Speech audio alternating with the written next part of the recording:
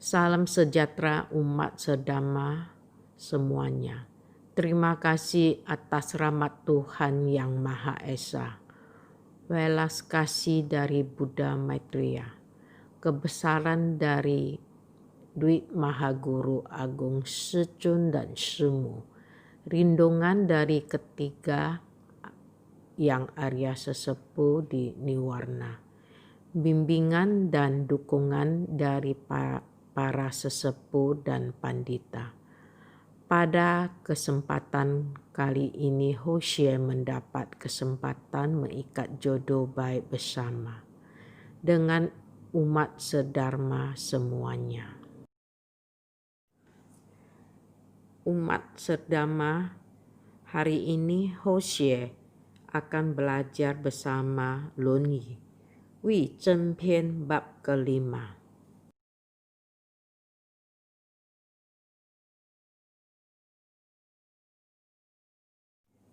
《论语·魏征篇》第5章：孟乙子问孝，子曰：“无为。”樊迟疑，子告子曰：“孟孙问孝于我，我对曰：无为。”樊迟曰：“何谓也？”子曰：“生。事子以礼，死；葬子以礼，祭子以礼。”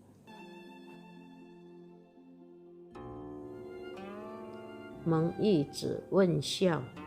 孟乙子bertanya mengenai bakti.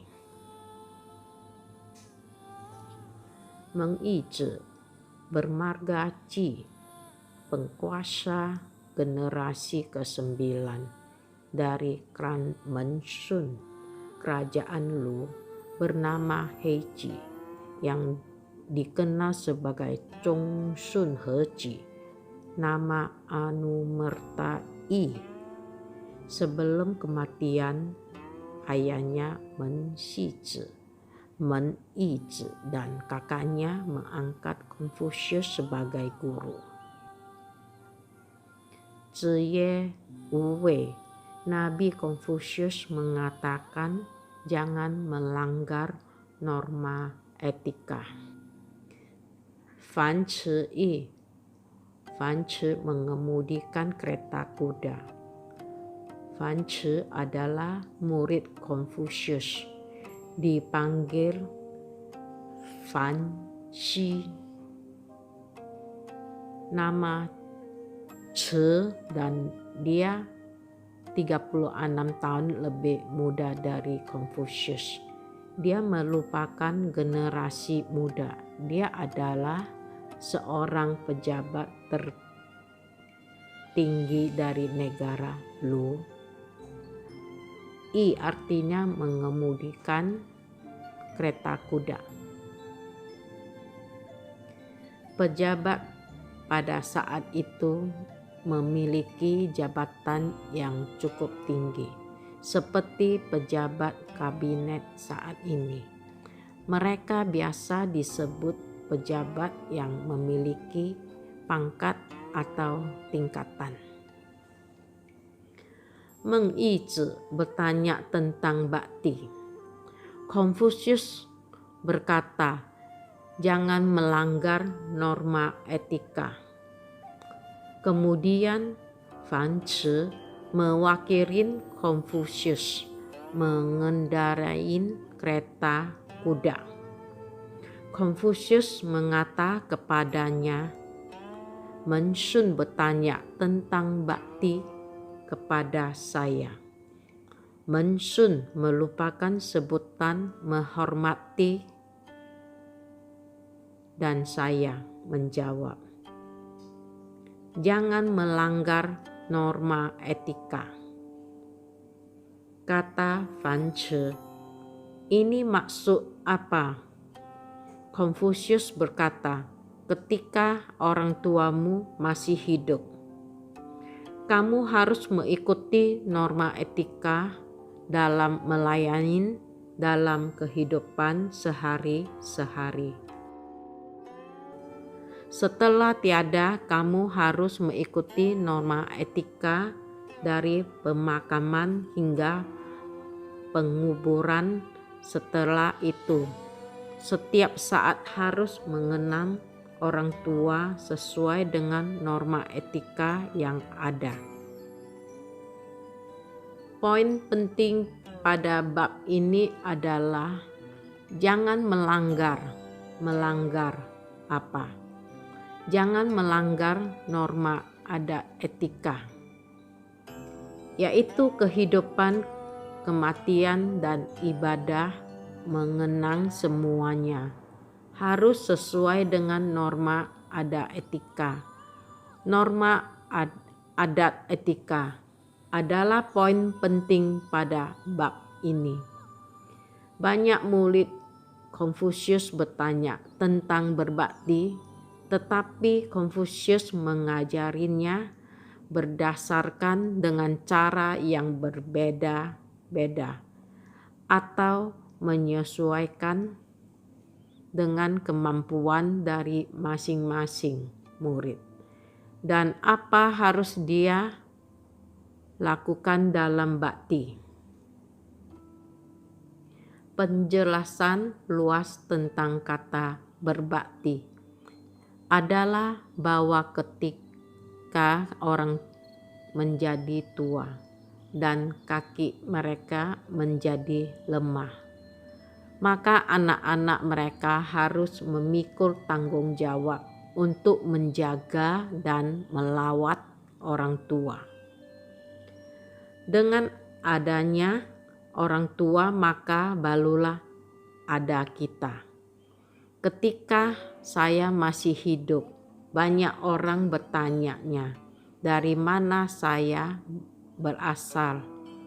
Dan saya akan sering mengatakan bahwa saya berasal dari orang tua yang melahirkan saya. Tetapi ternyata masih ada lagi budi dari langit dan bumi. Barulah kita bisa terlahirkan dan hidup di bumi ini, di mana langit dan bumi juga sama seperti orang tua kita. Suatu hari sebagai guru dan orang tua seumur hidup, para murid Ikuan Tao mendapat pencerahan dan budi besar dari Bapak Guru Suci Secun sebagai ayah dan Ibu Guru Suci Semu sebagai ibu. Dengan adanya budi besar dari kedua guru suci, barulah kita dapat kesempatan membina Tao. Oleh karena itu, tujuan dari Tao adalah untuk menghormati langit dan bumi, menghormati para dewa patriarkis dan kesetiaan, menunjung tinggi tata susila dan moral, berbakti kepada orang tua, dan menghormati guru. Ini semua merupakan wujud dari bakti dan kesetiaan bakti. Dan kesetiaan adalah hal yang tidak bisa terlepas satu sama lain. Semangat berbakti ibarat seperti meminum air dan harus tahu sumbernya. Seperti pepatah berkata, makan buah dan menyembah pohonnya. Kita dapat hidup di dunia ini tentu harus tahu akar kita. Oleh sebab itu di dalam wadah ketuhanan, menghormati pendahulu dan mengayomi junior. Di dalam peraturan suci berada pada urutan kedua. Maka kita perlu mengetahui kita berasal dari mana. Kita bagaimana mendapat Tao baru bisa membina. Semua itu memiliki akar bukan karena dari kehebatan kita muncul begitu saja. Orang dahulu berkata, kita menjaga dan memberikan perhatian saat orang tua masih ada lebih baik ketimbang orang tua sudah tiada baru kita belikan persembahan yang mewah.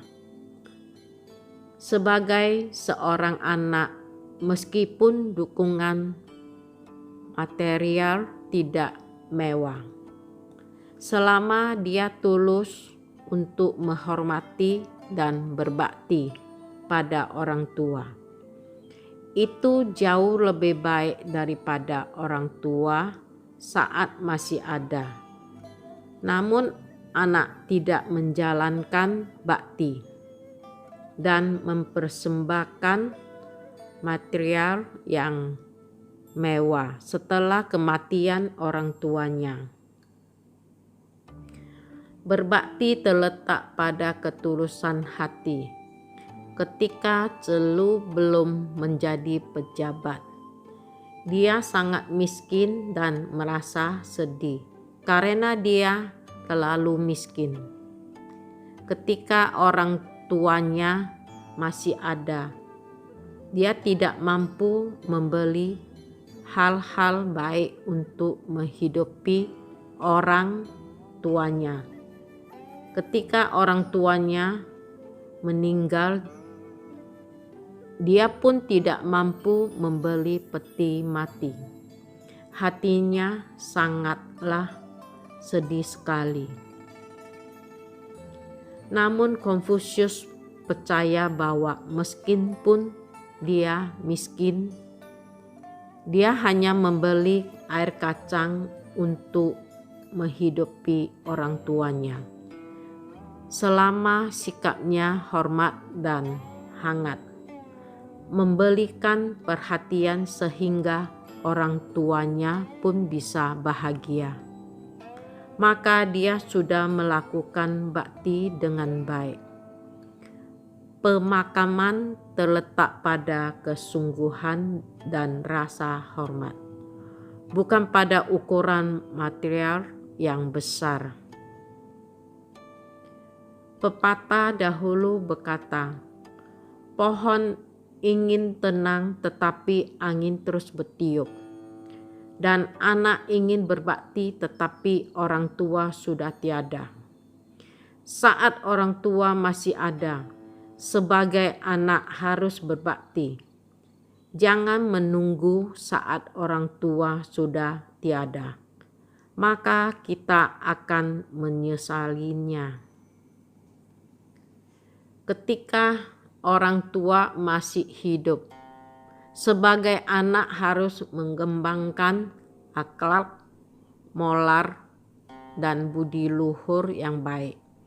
Bisa bersama dan mengajak orang tua membina tahu. Bahkan bisa melimpahkan pahala kepada mereka. 一子成道，9仙气主尽超生. Satu anak cucu bisa mencapai kesempurnaan tahu, maka 9 generasi dan 7 leluhur bisa terbebas dari reinkarnasi.